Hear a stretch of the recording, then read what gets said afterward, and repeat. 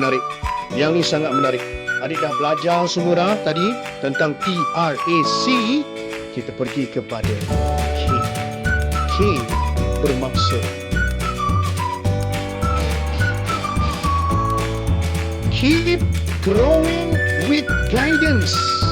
Maksud dia adik terus bertumbuh. Tumbuh ni macam pokok kan. Maksud dia adik terus menerus berterusan jadi orang yang lebih bagus with guidance. Dengan guidance, dengan ada petunjuk, dengan ada guru, dengan ada mentor.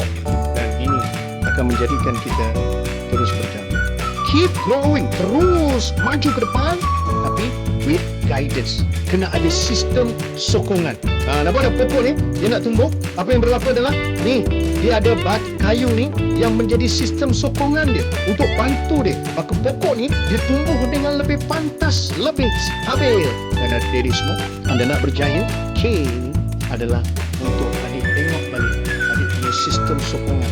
Mak ayah yang ada pada malam ni, Masya Allah, tabarakallah. Syukur. Sebab apa? Anda adalah sistem sokongan yang sangat-sangat diperlukan. Okay. Macam mana kita nak keep growing with guidance? Yang pertama, kita kena kenal pasti tahap kelemahan diri. Tadi kita dah tengok, right? Apa kelemahan diri kita. Kemudian, dapatkan bimbingan yang spesifik. Bukan umum. Sebab tu dekat Fast Track Academy ni, dia ada personal, dia ada group, dia ada macam-macam cara yang sesuai dengan anak-anak anda, dengan adik-adik semua.